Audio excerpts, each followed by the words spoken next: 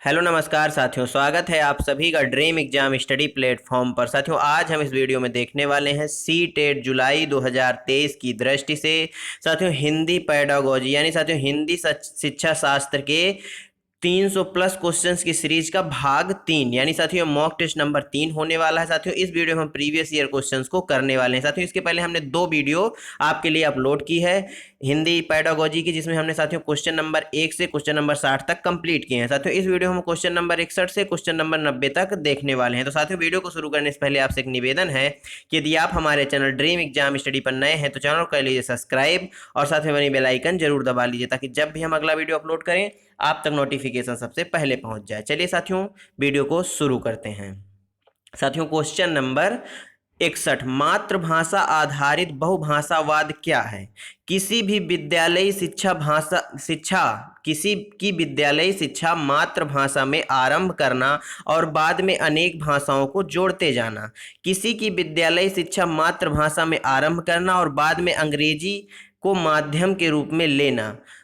माध्यम के रूप में मातृभाषा में सीखना और अंग्रेजी को एक भाषा के रूप में सीखना। विद्यालयी शिक्षा के प्राथमिक वर्षों के दौरान जहां तक संभव हो सके अधिक से अधिक भाषाएं सीखना। बताइए साथियों, आपने बहुभाषावाद बहुत सुना होगा कि साथियों कक्षाओं में बहुभाषावाद को बढ़ावा दिया जाए, बहुत सुना होगा। तो साथियों इसी के आधारित पर क्वेश्चन पूछा है, इसके आधार पर एक क्वेश्चन पूछा कि मातृभाषा आधारित बहुभाषावाद क्या है। तो साथियों यह क्या है?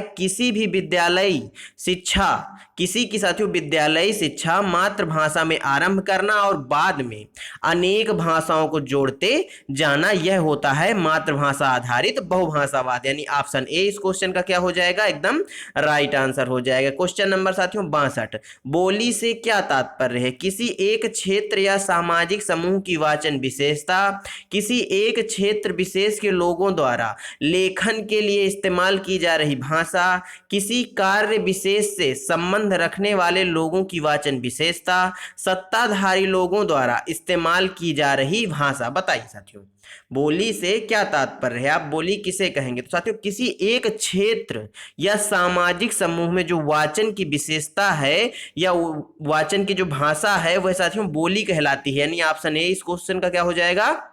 राइट आंसर हो जाएगा। क्वेश्चन नंबर साथियों 63, एक अध्यापक कक्षा में समूह कार्य, जोड़ों में कार्य और रोल प्ले करवाती है और आकलन के लिए शिक्षार्थियों का अवलोकन करती है। आकलन संबंधी इन गतिविधियों को क्या कहा जाता है? वाचन आकलन, कक्षा आकलन, संरचनात्मक आकलन या संकल्पनात्मक आकलन। बताइए। एक अध्यापक कक्षा में समूह कार्य, जोड़ों में कार्य और रोल प्ले करवाती हैं और आकलन के लिए शिक्षार्थियों का अवलोकन करती हैं। आकलन करने की इन गतिविधियों को क्या कहा जाता है? तो साथियों आकलन करने की इन गतिविधियों को संरचनात्मक आकलन कहा जाता है। यानी ऑप्शन सी इस क्वेश्चन का करेक्ट आंसर हो जाएगा। क्वेश्चन नंबर साथियों 64, एक अध्यापक कक्षा में वस्तुओं के ऊपर वस्तु का नाम शिक्षार्थी की भाषाओं, अंग्रेजी तथा शिक्षार्थियों द्वारा जानी गई अन्य भाषाओं में लिखता है। यहाँ पर अध्यापक क्या करने का प्रयास कर रहा है? साथियों एक अध्यापक है, वह कक्षा में वस्तुओं के नाम के ऊपर क्या करता है?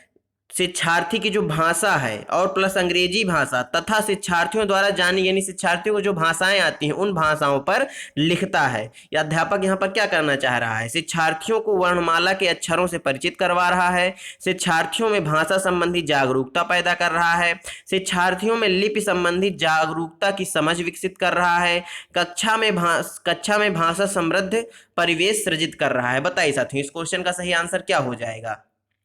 तो साथियों अध्यापक क्या कर रहा है? कक्षा में भाषा समृद्ध परिवेश सृजित कर रहा है। साथियों सृजन यह एक पॉजिटिव पॉइंट है। ऑप्शन डी इस क्वेश्चन का क्या हो जाएगा? राइट आंसर हो जाएगा। क्वेश्चन नंबर 65, भाषा अंतरण यानी साथियों ट्रांस लैंग्वेजिंग से क्या तात्पर्य है?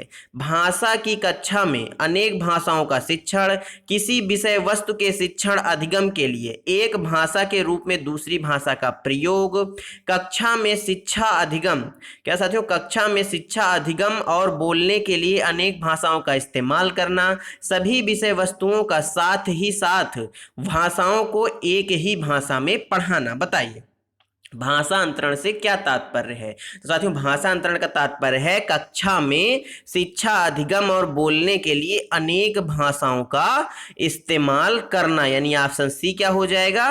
राइट आंसर हो जाएगा। क्वेश्चन नंबर 66, व्याकरण सीखने से क्या आशय है? व्याकरण के नियम लिखना, सर्वप्रथम नियम सीखना और बाद में उसका प्रयोग कर सकना, अर्थ के संदर्भ में प्रयोग करना सीखना, किसी भी भाषा के लिखित और बोले जाने वाले स्वरूप में गलतियां निकालना। बताइए साथियों व्याकरण सीखने से क्या तात्पर्य हो सकता है? साथियों व्याकरण सीखने का तात्पर्य है अर्थ के संदर्भ में प्रयोग करना सीखना। क्या साथियों? भाषा का अर्थ के संबंध में प्रयोग करना सीखना व्याकरण सीखने से आशय है, यानी ऑप्शन सी क्या हो जाएगा? राइट आंसर हो जाएगा। क्वेश्चन नंबर 67, त्रुटियों से क्या अभिप्राय है? त्रुटियां सीखने का संकेतक हैं, त्रुटियां भाषा अधिगम को बाधित करती हैं, त्रुटियों में उसी समय संशोधन कर देना चाहिए, त्रुटियों की पहचान कर उनको करने से बचना चाहिए। क्या साथियों? त्रुटियों की पहचान करना चाहिए, उनको करने से बचना चाहिए। बताइए त्रुटियों से क्या अभिप्राय है? तो साथियों जो त्रुटियों से अभिप्राय है वह है त्रुटियां सीखने का संकेतक हैं। कोई बालक होगा, कोई व्यक्ति होगा, कुछ सीखेगा साथियों तो वह गलतियां जरूर करेगा, गलतियां जरूर होंगी। तो यही चीज कह रहा है कि त्रुटियां जो है वह सीखने का संकेतक हैं। ऑप्शन ए क्या हो जाएगा? राइट आंसर हो जाएगा। क्वेश्चन नंबर 68, जिन शब्दों को हम सुनते हैं और पढ़ते हैं और फिर उनकी पहचान करते हैं उन्हें क्या कहते हैं? उत्पादक शब्द संपदा, संदर्भ में शब्द, आंतरिक शब्द संपदा या फिर ग्राहम शब्द संपदा। बताइए साथियों जिन शब्दों को हम सुनते और पढ़ते हैं और फिर उनकी पहचान करते हैं उन्हें क्या कहते हैं? तो साथियों उनको ग्राह शब्द संपदा कहते हैं, यानी ऑप्शन डी क्या हो जाएगा? राइट आंसर हो जाएगा। ग्राह का मतलब होता है साथियों ग्रहण करना, यानी ग्रहण करने वाली जो शब्द संपदा है उनकी हम पहचान करते हैं। ऑप्शन डी क्या हो जाएगा? राइट आंसर हो जाएगा। क्वेश्चन नंबर 69, प्राथमिक स्तर पर शिक्षा का माध्यम डॉट डॉट हिंदी में होना चाहिए, बच्चे की मातृभाषा में होना चाहिए, उर्दू में होना चाहिए, अंग्रेजी में होना चाहिए। बताइए साथियों प्राथमिक स्तर पर शिक्षा का माध्यम आप सभी जानते हैं बच्चों की मातृभाषा होना चाहिए, यानी ऑप्शन बी क्या हो जाएगा? राइट आंसर हो जाएगा। क्वेश्चन नंबर 70, कक्षा 3 की अध्यापिका अंकिता को पता चलता है, साथियों कक्षा 3 की एक अध्यापिका हैं अंकिता, उनको पता चलता है कि शिक्षार्थी नवीन जानकारियों को मौखिक रूप में लेने के बजाय लिखित रूप में लेना पसंद करते हैं। इन शिक्षार्थियों की अधिगम शैली कौन सी है? श्रव्य, दृश्य, गतिबोधक या सौंदर्य बोधक? बताइए कक्षा 3 की अध्यापिका अंकिता को पता चलता है कि शिक्षार्थी नवीन जानकारियों को मौखिक रूप में लेने के बजाय लिखित रूप में लेना पसंद करते हैं। इन शिक्षार्थियों की अधिगम शैली कौन सी है? बताइए। तो साथियों इन शिक्षार्थियों की अधिगम शैली है दृश्य अधिगम शैली, यानी ऑप्शन बी क्या हो जाएगा? राइट आंसर हो जाएगा। क्वेश्चन नंबर साथियों 71, एक अध्यापक ने कक्षा 4 में अपने शिक्षार्थियों को एक रोल प्ले द्वारा काम दिया। क्या साथियों? रोल प्ले द्वारा काम दिया, जिसमें उन्हें दी गई स्थितियों पर अपने विचारों का आदान प्रदान करना है। वह किस कौशल के संवर्धन पर काम कर रही है? साथियों एक अध्यापक या अध्यापिका हैं जो कक्षा 4 में पढ़ाती हैं, उन्होंने अपने कक्षा 4 में अपने शिक्षार्थियों को क्या दिया? एक रोल प्ले का काम दिया, जिसमें क्या करना है? शिक्षार्थियों को दी गई स्थिति पर अपने विचारों का आदान प्रदान करना है, यानी साथियों संप्रेषण करना है। वह किस कौशल के संवर्धन पर काम कर रही है? अभिनय के, लेखन के, वाचन के या पठन के? बताइए। तो साथियों संप्रेषण क्या होता है? संप्रेषण साथियों वाचन के अंतर्गत आता है। ऑप्शन सी क्या हो जाएगा इस क्वेश्चन का? राइट आंसर हो जाएगा। क्वेश्चन नंबर 72, शिक्षकों को कक्षा में पढ़ाते हुए शिक्षार्थियों की मातृभाषा का प्रयोग करना चाहिए, क्योंकि यदि उन्हें उनकी मातृभाषा में पढ़ाया जाएगा तो सभी बच्चे एक समान गति से सीखेंगे। यदि शिक्षार्थी मातृभाषा में सीखेंगे तो वे सभी प्रश्नों के उत्तर देंगे, शिक्षार्थी नई संकल्पनाओं की आसानी से समझ पाएंगे तथा कक्षा में स्वयं को अधिक स्वीकृत अनुभव करेंगे। कक्षा में कम से कम भटकाव होगा। बताइए शिक्षकों को कक्षा में पढ़ाते हुए शिक्षार्थियों की मातृभाषा का प्रयोग करना चाहिए, क्यों करना चाहिए ऐसा साथियों? तो क्योंकि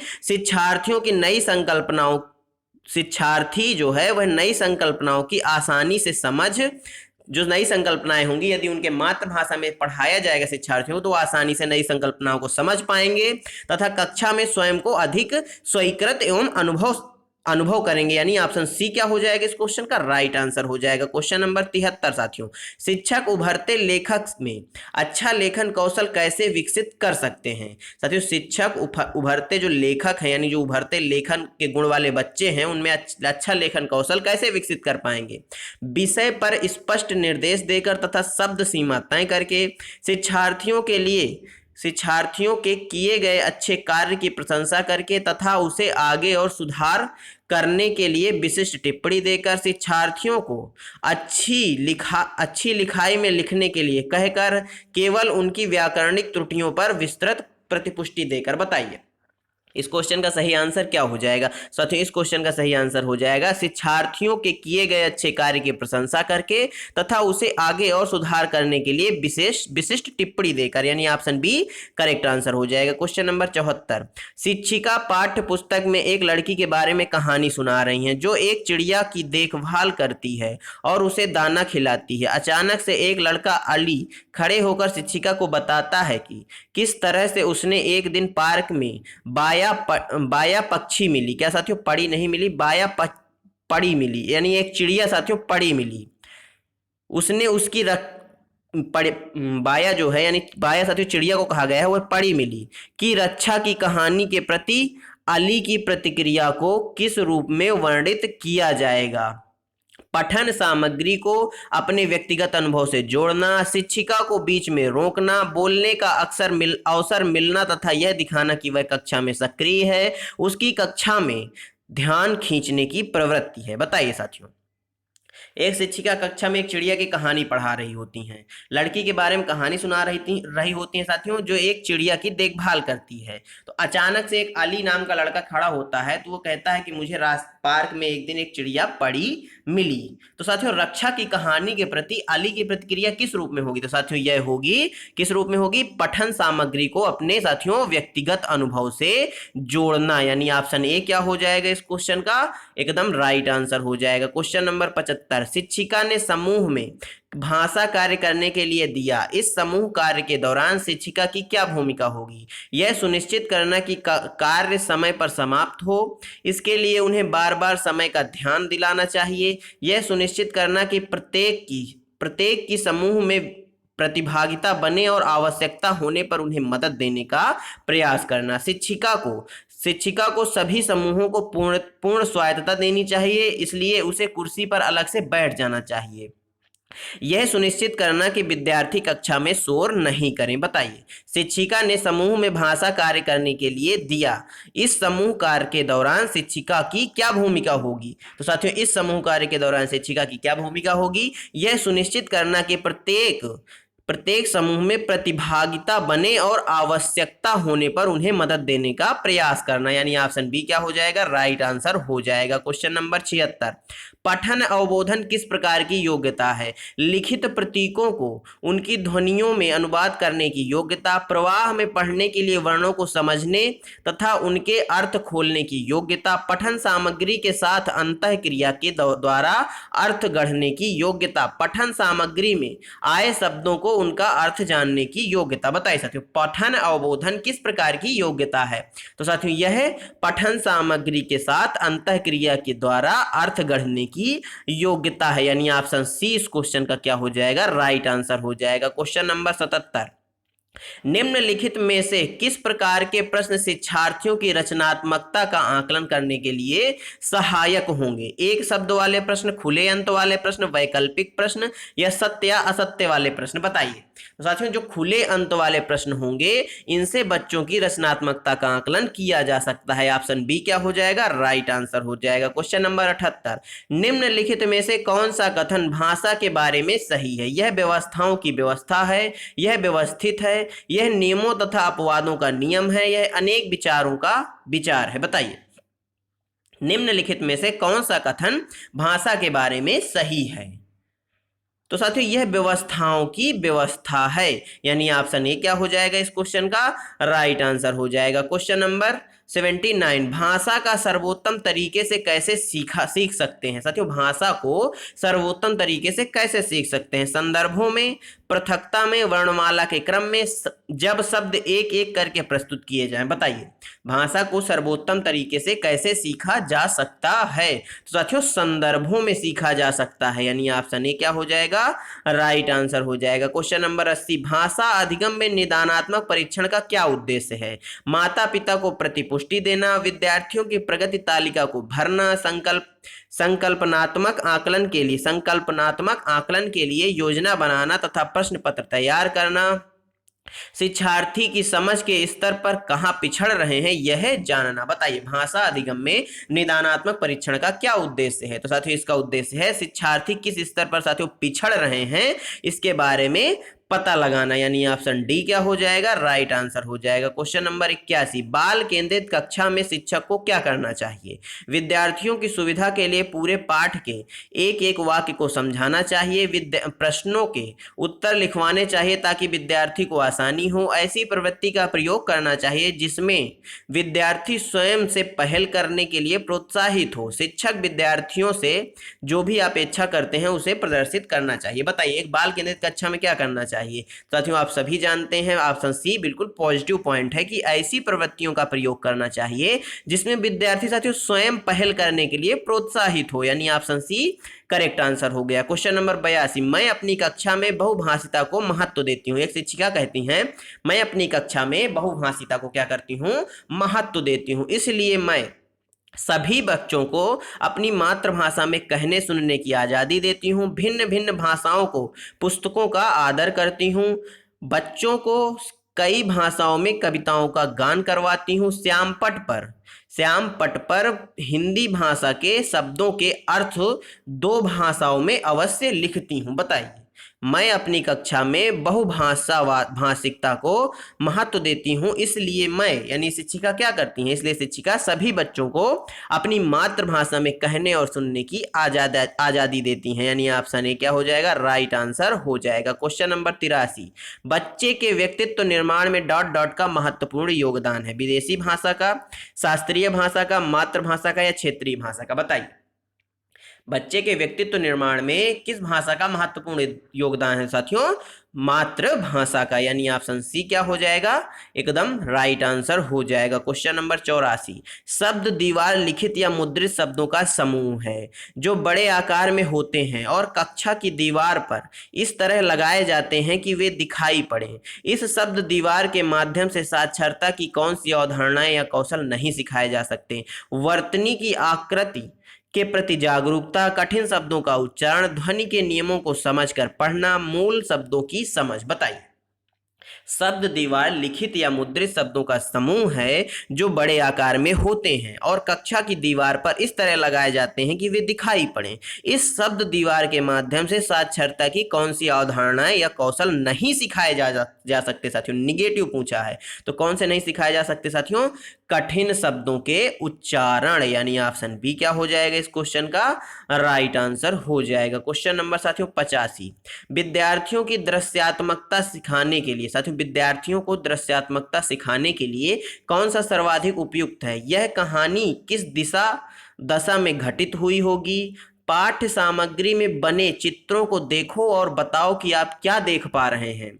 लेखक ने कुत्ते के चरित्र का वर्णन किस प्रकार किया? कल्पना करें, आप अंतिम दृश्य का कोई विकल्प लिखें। बताइए विद्यार्थियों को दृश्यात्मकता सिखाने के लिए कौन सा साथियों सर्वाधिक उपयुक्त है? तो यह कहानी किस दशा में घटित हुई, यह सर्वाधिक उपयुक्त है। ऑप्शन ए क्या हो जाएगा इस क्वेश्चन का? राइट आंसर हो जाएगा। क्वेश्चन नंबर 86, विद्यार्थियों को पूर्व सर्ग सिखाने के लिए निम्नलिखित में से कौन सी निगमन विधि है?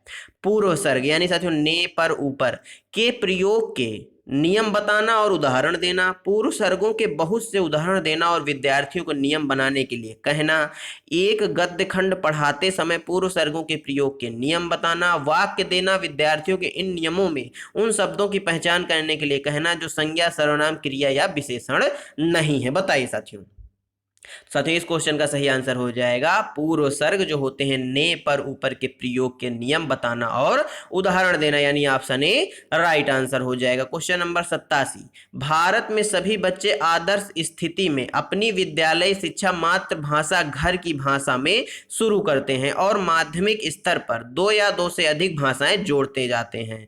शिक्षा में भाषा की युक्ति किस रूप में जानी जाती है? मातृभाषा पर आधारित बहुभाषावाद, भाषा शिक्षा नीति, कार्यालयी शिक्षा नीति या शिक्षा के लिए बहुभाषावाद नीति। बताइए साथियों, भारत में सभी बच्चे आदर्श स्थिति में अपना विद्यालय साथियों विद्यालय की जो शिक्षा है मातृभाषा घर की भाषा में शुरू करते हैं और माध्यमिक स्तर पर दो या दो से अधिक भाषाएं जोड़ते हैं। तो साथियों यह क्या कहलाता है? मातृभाषा पर आधारित बहुभाषावाद कहलाता है। Option A right answer. Question number 88, किसी जटिल कथानक की संरचना को समझने के लिए कौन सा ऑनलाइन उपकरण विद्यार्थियों की सबसे अधिक मदद करेगा? जटिल शब्दों को सरल शब्दों में बदलकर की गई कोई रिकॉर्डिंग, किसी एक पाठ्य सामग्री को पठन के भिन्न भिन्न स्तरों के अनुसार बदलकर पठन सामग्री तैयार करना, एक ऐसा मानस मानचित्र यानी माइंड मैपिंग कार्यक्रम जिसमें विचारों को अलग अलग घटकों में प्रस्तुत किया गया हो,